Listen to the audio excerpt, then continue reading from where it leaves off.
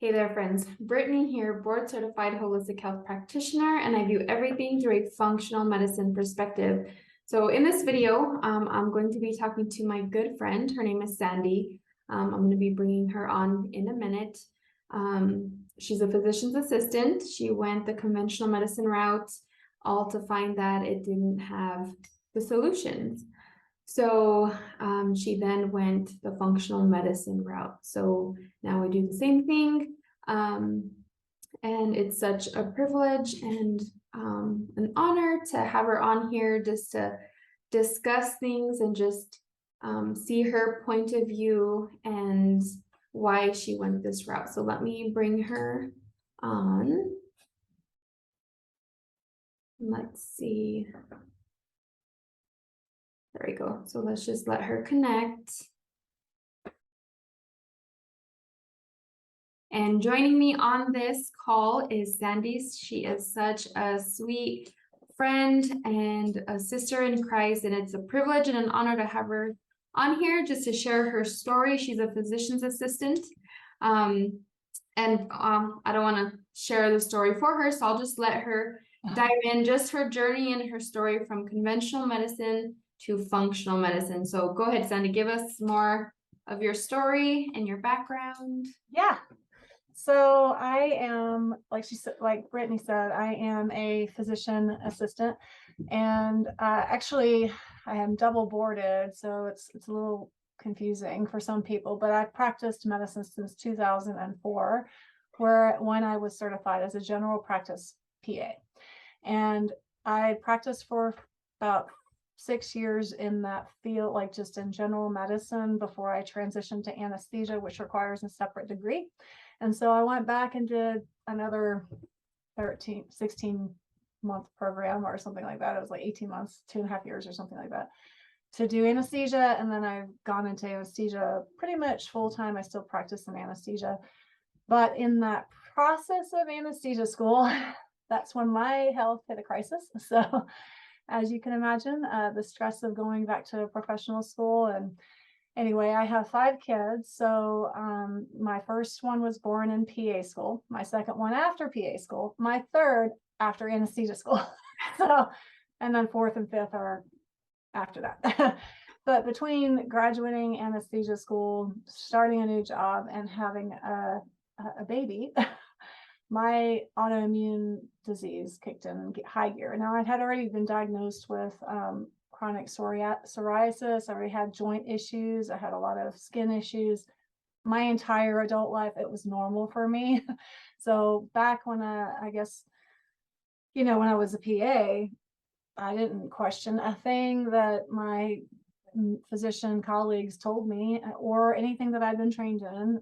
It was steroids, vitamin D through tanning beds. No joke. They tell me to get in tanning beds, or, just autoimmune, like immune suppressant drugs, like your methotrexate and stuff like that. So I didn't take the drugs, the immune suppressant drugs, but I was on topical steroids for almost 20 years. So by the time my son was born, I finished anesthesia school. My psoriasis became completely out of control. The drug stopped working. We had something developed that's called tachyphylaxis, and that's just a fancy term that means that if you're on a drug for a long time, you become resistant for it. That's the fancy word of saying I became resistant to steroids. And nothing I used worked. So at this point, when I'm saying I had a rash and joint pain, I was 31 years old, and I had my entire scalp, all of my ears, behind my ears, my entire chest wall, all the nether regions, every area was covered with a plaque, and I'm not kidding, every area. Mm-hmm. Painful, it was disfiguring, it was uncomfortable. And I was like, well, gee whiz, now what do I do? So thinking that maybe there was an advancement in medicine in the time that I went to anesthesia school, I went back to a dermatologist, and they said, we'd like to put you on Stelara, the new methotrexate. I was like, yeah, no, I don't want to do that. Because at this point, I have to recertify on my continuing medical education every year. PAs have to do 100 hours of CMEs every 2 years. So I remember binging on a couple of my CMEs, and one of them was on those drugs and the link between like lymphomas and things like that when you're on them for a long time. And I was like, this is no way I'm doing this. I'm only 31 years old. I'm not going to, commit myself to chronic lymphoma or leukemia or whatever later because I've been suppressing my immune system. That doesn't even make sense. So I was frustrated, but I had started to dabble a little bit into reading about nutrition. And ironically, it's it's like a full circle thing, right? Back when I was going to PA school, I was working as a fitness trainer. I had a nutritional consulting license. So I actually had a little bit of a background in nutrition and exercise and wellness, but I thought that medicine was the way that you got people well. So like sick people well. So that's why I went to medicine. Right. But so when I came back to this period where I was in a crisis, I was like, well, let me just look at nutrition. I don't know. And long story short, honestly, it was an introduction into the most unusual, unlikely thing for me, which was essential oils that kind of humbled me. It really humbled me. A friend was sharing them and she's like, oh, they will work for your psoriasis. And I was like, oh, girl, please. Please, I have a medical degree. Like, these oils aren't going to work. And I'm serious. I did have that attitude. Yeah. And then I was like, well, I'll just buy some from her just to help her out. And I was like, well, I bought them, so I may as well try them. And that's how I got introduced to the power of natural healing, because to be really honest, it was within 3 months that my rash was very much under control. I mean, like very much under control. Now that started my research because essential oils, the science of them really fall, when you read about it, to me, it reads kind of like an anesthesia textbook because we use anesthetic gases to put you to sleep. And how does that work? Well, with kids, we just put a mask on you, you breathe it and it makes you go to sleep. So why would I think that something that's an aromatic, natural aromatic wouldn't have a similar benefit? It makes complete sense. In fact, a lot of the receptors that we stimulate in anesthesia with potent anesthetic drugs were the similar receptors being stimulated by essential oils in the limbic system. So I was like, this is crazy. So anyway, that was, I call essential oils like my gateway drug into holistic healthcare because they kind of like they really did humble me. I was like, okay, God, what are you doing now? Because here I have spent 5 years of my life, probably $500,000 in my education, and a little bottle of essential oil is going to fix my psoriasis. What else don't I know? Like, so that was my God's way of going, honey, you don't know everything. Yeah.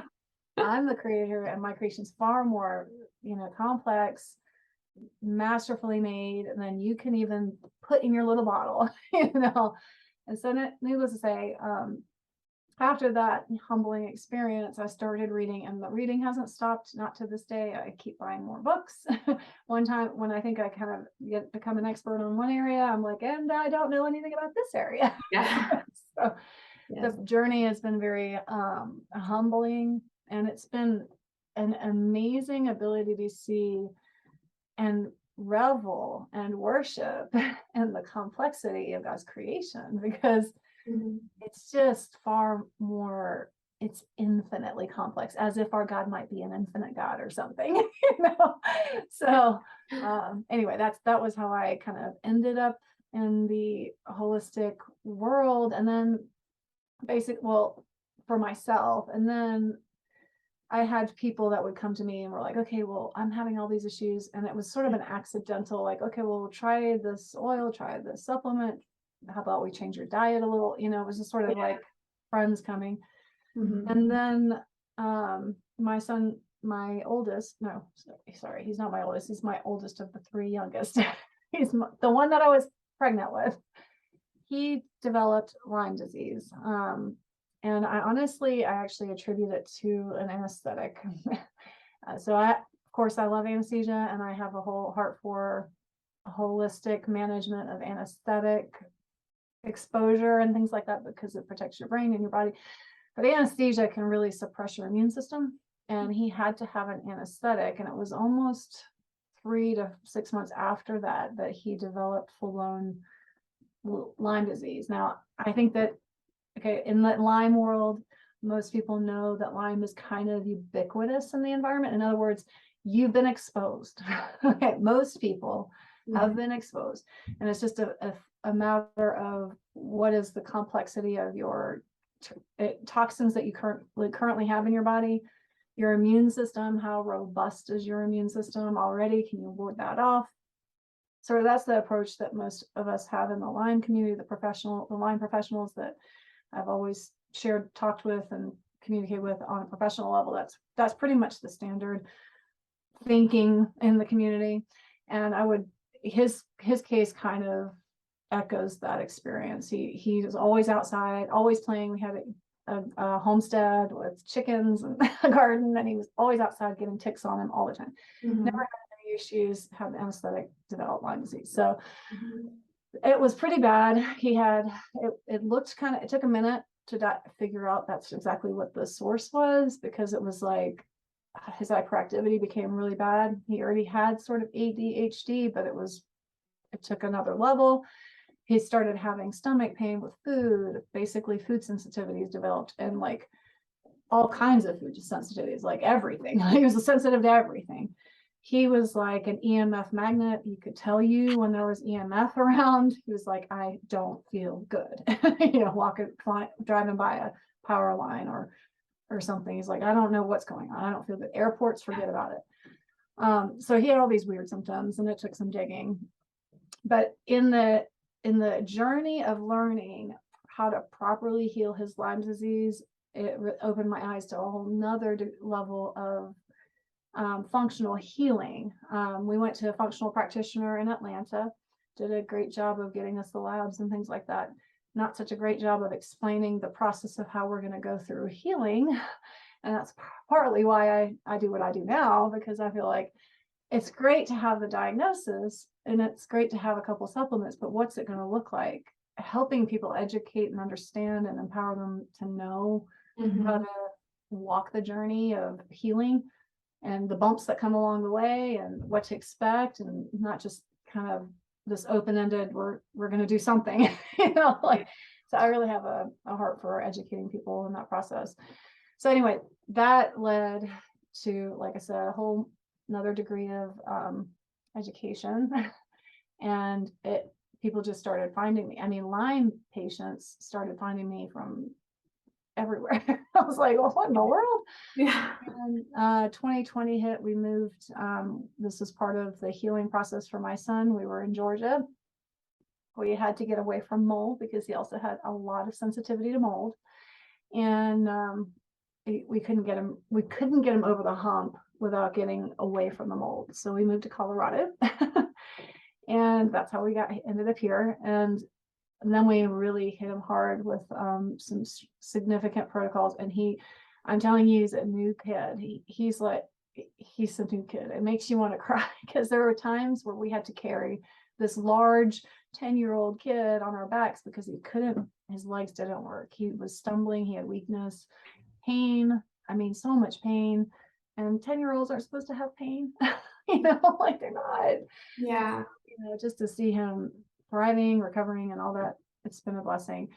But as I came here to Colorado, of course, I took a job in anesthesia, and then the whole event of that year happened. We moved in 2020.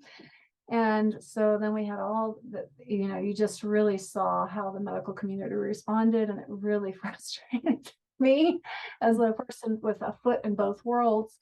I was frustrated because I wanted to offer more significant support for your immune system and give you options and empower people, but I couldn't because I have a medical license, and there's actually rules on how I can talk about certain things under a medical license.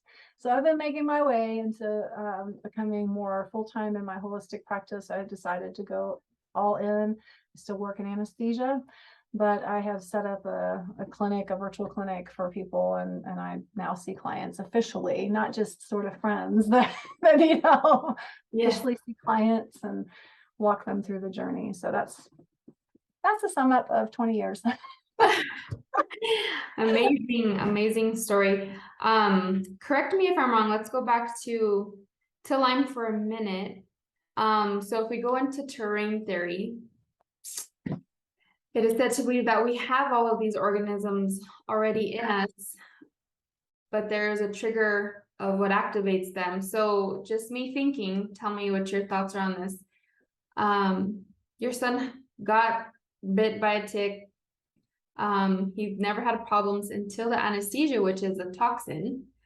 So then it pleomorphs to break down that toxicity, but then the byproduct is then toxic to us. It's just a whole cascade of events that just leaves you ill. So is that what you're thinking? Because go ahead. Somewhat, but my anesthesia is really unique in how significantly it affects so many levels of your cells. Like there are biological studies showing how it basically turns off the electron transfer chain in your mitochondria. It turns off your mitochondria's ability to do its job. And so, of course, then your mitochondria go into cell danger response, which is a fancy term of saying instead of doing its job of making energy, it now leaves the cell and starts acting like part of your immune system. And that's also necessary in an anesthetic because there's, like I said, that's just what anesthesia does to your mitochondria, but it also has been shown to like slow the mobilization of white blood cells through your body to respond to infections, and slows the production of fibrin. I mean, all the things that you want working really well after having your body cut on actually are significantly inhibited by anesthetics. Unfortunately, there is no solution to that. You don't want to have surgery without anesthesia, right? I mean, it's still the safest, most humane, most compassionate way to care for someone who needs to have surgery. But the side effects of anesthetics are significant. And so I think that, yes, the anesthetic was a toxicant. I think that there were other toxicants. We had glyphosate in our diet. I mean, our diet wasn't great. We started to go organic, but we had removed high fructose corn syrup. That was the big thing, right? That was where we started. Yeah. But really good start. Right. Yeah. But so he had stored toxicity in his body already. We had another huge, a massive dose it's a huge dose in anesthesia of a toxicant, which their body should be able to clear. But if your liver is already burdened with a lot of toxicants, then it's harder to clear that, and it's going to exert more of an effect on the body. And so I think that, maybe the Lyme pleomorphed. I'm not 100% sure how to integrate the terrain theory. I just know that it was probably already present in the body, maybe dealing with some of the toxicants. And then it just was able to go crazy. And unfortunately, it leads to a lot of neurological inflammation because the bacterium is found in a lot of the nervous tissue and in the cardiac tissue. Number one cause for death in Lyme is from cardiac arrest, and it's not in just old people. Most Lyme people or even medical practitioners in the Northeast know that. So yeah, I don't know if that answers your question. Yeah. Going back to, so I had just wrote little notes that I wanted to touch on. Going back to the beginning, when you talked about nutrition, you said that you did have some nutrition training, but there is a difference of your standard conventional route of nutrition. Yep.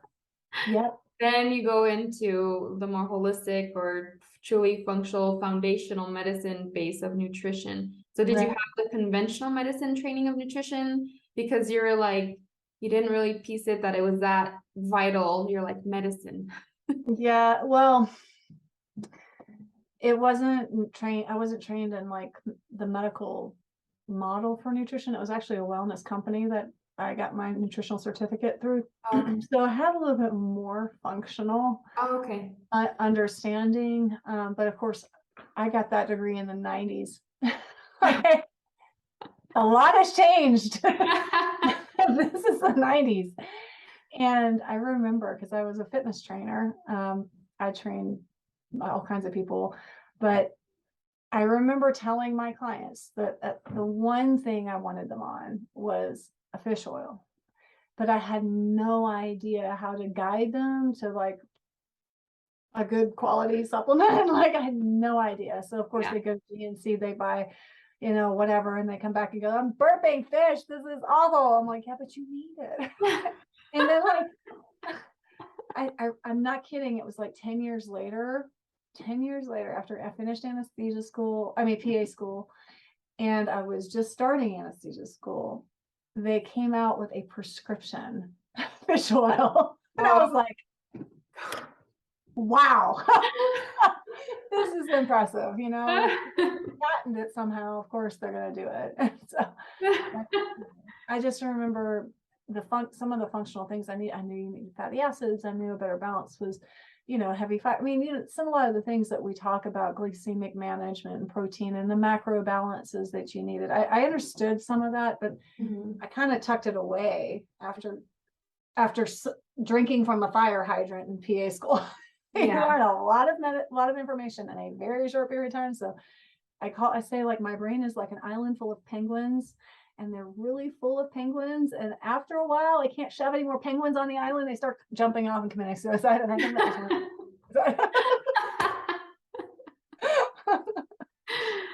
That's a good analogy. So did you try to seek conventional help with your son, or are you already done with the conventional side from learning from how essential oils impacted your issue? You're just like straight to functional medicine, or did you seek any conventional? So I did seek help with his ADHD and tried to do non-medicine. So one thing I didn't talk about was my my oldest, profound ADHD. And of course, the child that was born during PA school. So he was on Vyvanse at age 4.5 and didn't come off of it until 13. And the reason he came off then, I offered to try to work with him to get him off of it sooner. But 13 is when he started to care what he looked like. He was a boy and he was skinny and he couldn't gain weight because he was on this amphetamine. And he was like, okay, Mom, what oils do I need? What supplements do I need? What do I need to do? Because suddenly he cared that he wasn't getting weight and stuff like that. And he's been off of it since he's 21 years old now. So he's doing great.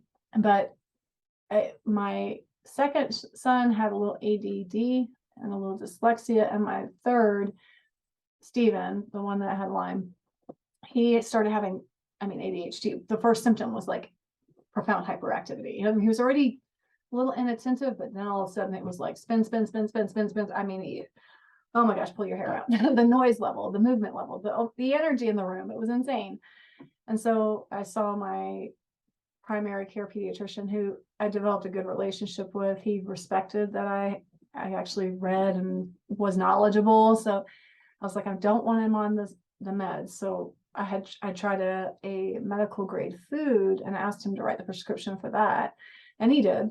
And, that was the extent of workup from the primary care doctor. And by the time I tried that out, I don't really remember why, but I think somehow I ended up in a functional office where a functional doctor who was, I was reading about AD. That's what it was. I read this teeny tiny book. Do I have it here? No. It's a tiny book. It's super easy to read, very short. And it was like something like the causes of ADHD. And I found it in a holistic section of a library somewhere. It was like a handbook. It was tiny. I read it in one day or in like 3 hours or something like that. And it went into all the causes of ADHD, everything from, genetics to dietary allergies and it talked about some of the things I was familiar with food sensitivities. That's a whole nother, we can spend time talking about that. But there was allergens that were linked to ADHD. That's why you get the that's where you get the concept of red dye is bad for ADHD.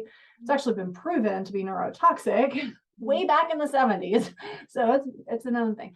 So it talked about those things, but then it went a little deeper and talked about environmental allergies and maybe to test for those type of things. And that was my first introduction to mold, that maybe there was mold or something like that. And I sought out a guy who had an environmental specialty license, or he was part of an environmental specialist group or something like that. He was a functional health doctor, a DO, who'd gone back and gotten his naturopathic degree. So he's the one that kind of introduced me to the functional world. And it was because of the ADHD thing. Like, I had to think back, how did that even happen? And then from there, it was like, okay, we don't do anything. We do not really look at root cause in medicine. We're looking at trends. By the time something changes in that trend, it's already too late, or it's already a problem. Like, this is crazy. When I saw my first set of functional labs, I was like, whoa. We're looking at the mitochondria. Like, I don't look at the mitochondria in my medical practice. I've never done that. Like, wow. I mean, just the byproducts of neurotransmitter metabolism, things like that. I was like, this is real science. Like, this is good. And I was hooked. I mean, I was like, give me more. Yeah, so that's what I was gonna ask you next. So would you say that after practicing as a PA and going through school, that you found that it really wasn't the solution? Like, what you were doing really wasn't helping people achieve true health, or what would you say to that?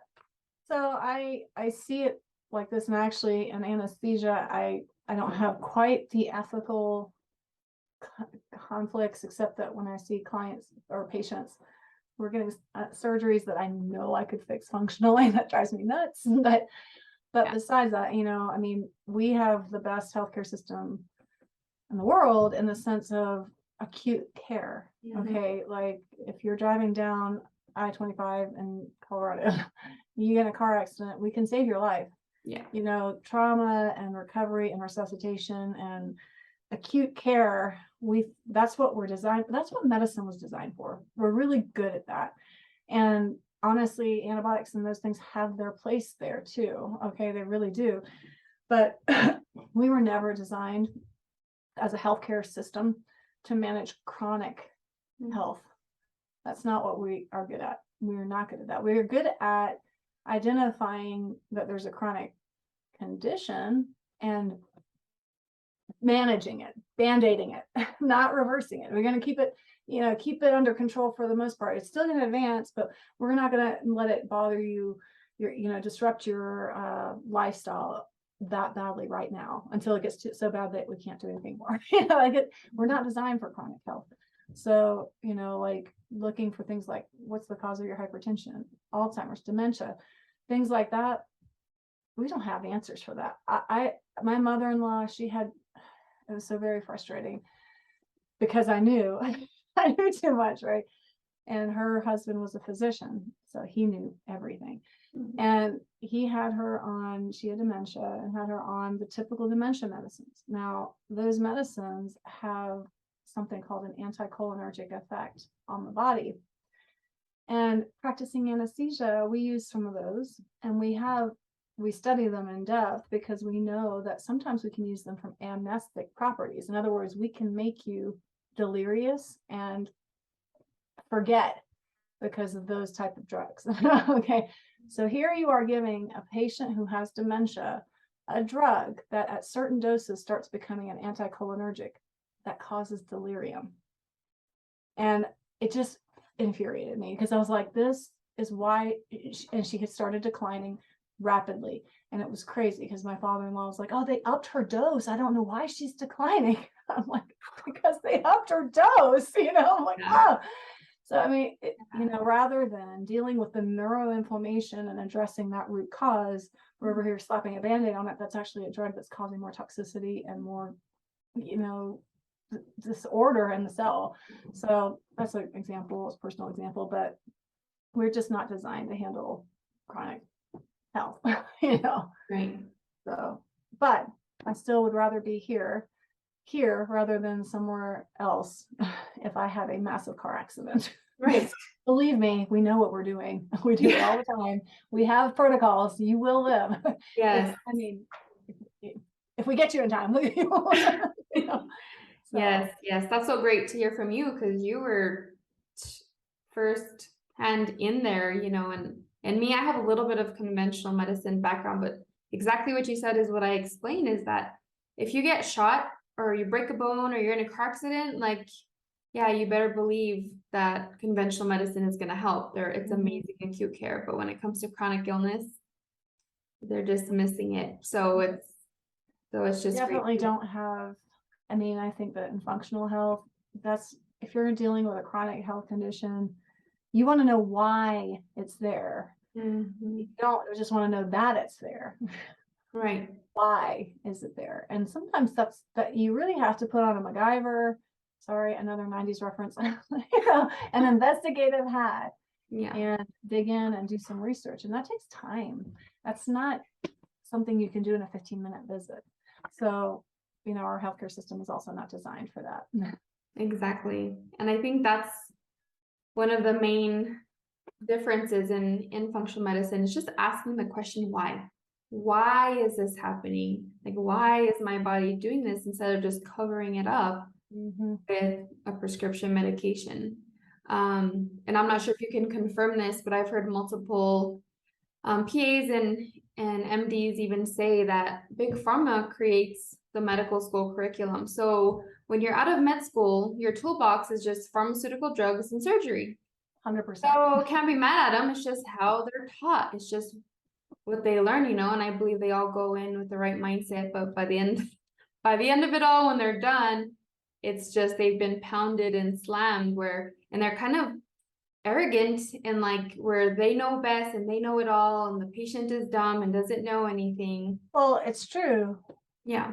Okay, it's true that they really do know more about pharmaceuticals than you. Oh, That yeah. is true. I had a year of pharmaceuticals between PA school. I think I had 6 months or 9 months of pharmacology, and then I had to do it again in anesthesia school, a little more in depth. So I have a lot of training in drugs. Yeah. But the interesting thing is, that's a lot where I learned a lot of my physiology that I use for my herbal treatments now. I'm like, that's that receptor that I learned when I was studying this drug. Yeah. Which is crazy. So, but yes, when we look at when our curriculum finishes, it's really learning how to diagnose a disease. Right? We have diagnostic criteria for diseases. We got to know how to diagnose, and that requires knowing how to look at images and all those things, and then make that diagnosis. Yay, you have the diagnosis. We have a diagnosis now. We've done all this work to get this diagnosis. Now the solution these things, and the 9 months of pharmacology, that's your arsenal. I remember feeling really helpless when my patients would come to me, having gone down the protocol of drugs and still being in pain, or still struggling with their health issues, and going, well, I don't have anything else. I don't know what else to offer you. Like, this is all we have. And they would look at me and say, is this really all we have? Yeah, or surgery, Yeah. I mean, and that seemed wrong, because I knew the body was complex. I was like, how could this be all that we have? Like, there should be more. Right. Exactly. So wrapping up here, we're coming close to an end. You can leave us with your last words of just the main difference that you can just give everyone, the difference of conventional medicine versus functional medicine, in your own words. Well, I think that functional medicine teaches the patient or the client how to steward their body well. So there's a big difference in the mentality too, right? So if you're a patient going to a doctor, the doctor knows best, and you're asking them to fix you. And in functional health, my client comes to me, I'm not their savior, I'm their guide.